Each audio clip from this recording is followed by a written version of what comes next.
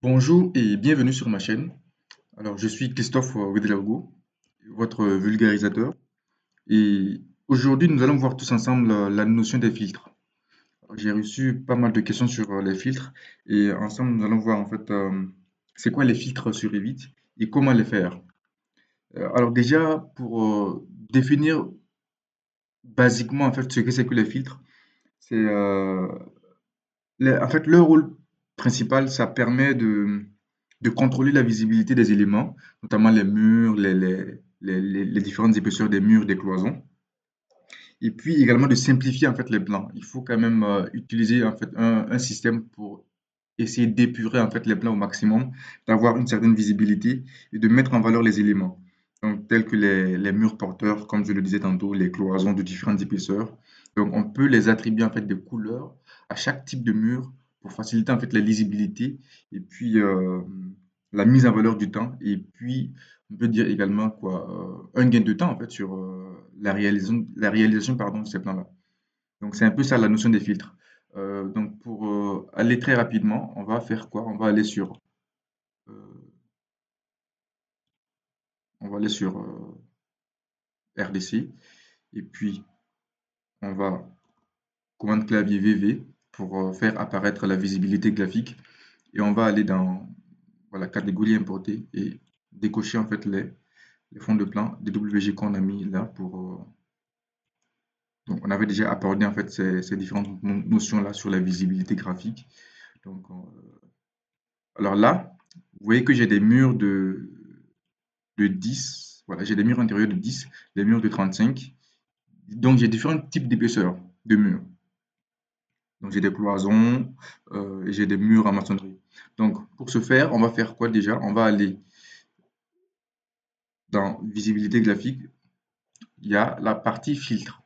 Donc, ici, dans filtre, qu'est-ce que je vais faire? Je vais dans l'infobulle qui est là, qui est marqué définissez et modifier en fait tous les filtres du document ici. Donc, je vais aller dans modifier nouveau.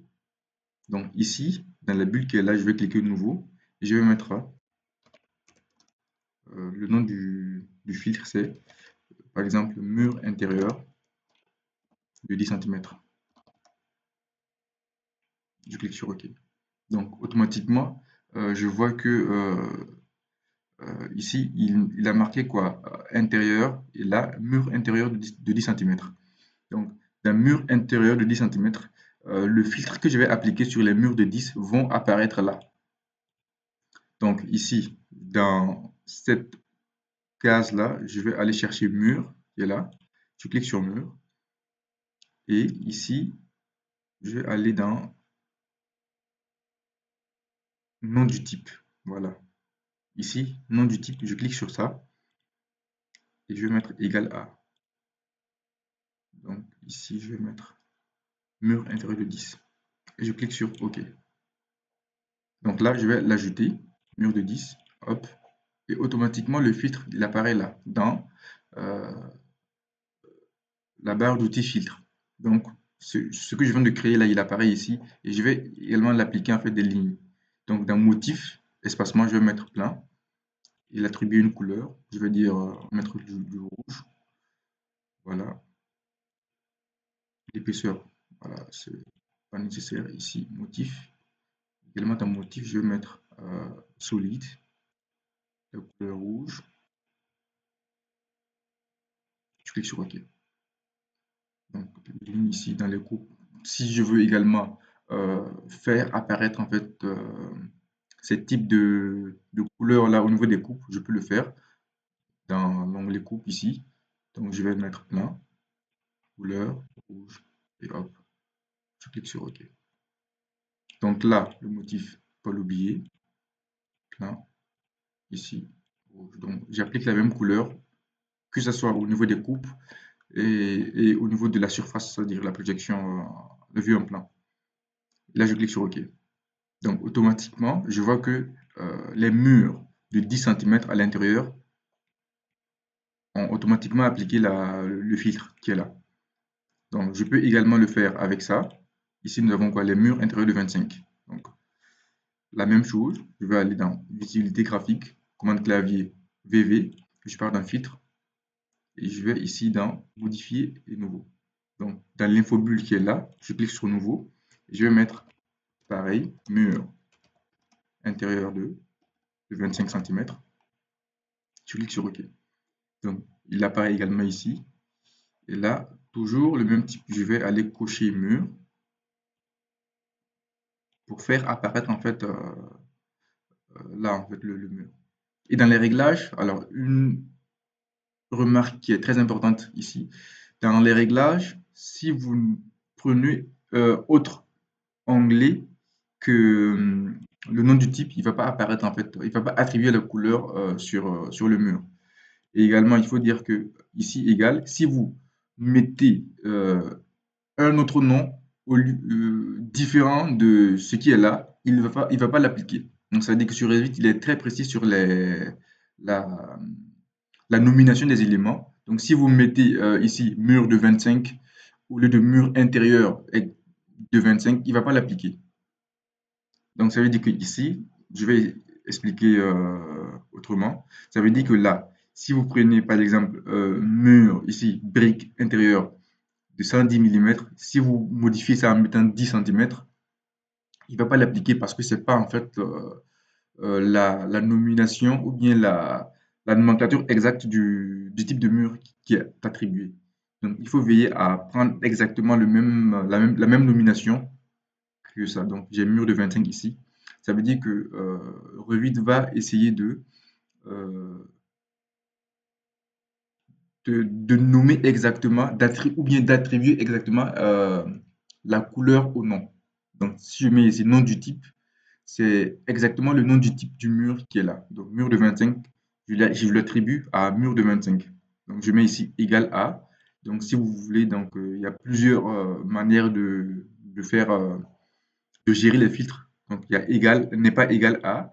euh, est plus grand que. Donc, il y a plusieurs types de nominations. Et moi, je choisis égal à pour essayer d'attribuer directement en fait, la couleur ou nom du type. Donc, je clique ici sur OK. Et là, je vais l'ajouter. Mur intérieur 25. Donc, ici, je vais mettre euh, magenta. Ici, je vais mettre plein. Pareil. Donc, ici, je répète la même chose que pour les murs de 10. Donc l'épaisseur n'est pas très important. Donc ici, le motif également pour les coupes, si vous avez envie de faire la même chose que les coupes, arrière-plan, OK. Donc là, je renomme et j'applique sur OK. Donc automatiquement, je vois que le, le mur, il prend en fait, il attribue en fait la couleur à mon mur dédié. Donc c'est exactement ce qu'il faut faire pour les autres types de murs. Donc il n'y a rien de compliqué là-dedans. Il faut juste attribuer en fait les couleurs ou non associées au mur. Donc, je peux également essayer de faire l'étiquette des pièces ici. Donc, je vais aller ici dans étiquette et ici placer les étiquettes automatiquement. Ça veut dire que là, je ne l'avais pas fait auparavant. Donc, ça veut dire que là, en fait, si je clique sur étiqueter automatiquement les pièces, il va attribuer en fait les pièces qui sont là avec leur surface et leur nom. Vous voyez? Donc, ici, je vais mettre automatiquement. Donc, on a 16 pièces qui ont été créées automatiquement. Donc là, et après, maintenant, par la suite, je peux changer le nom des pièces. Je peux attribuer le nom des pièces. Donc, si c'est une chambre, je mets chambre. Si c'est le hall, ici, je mets hall avec leur surface.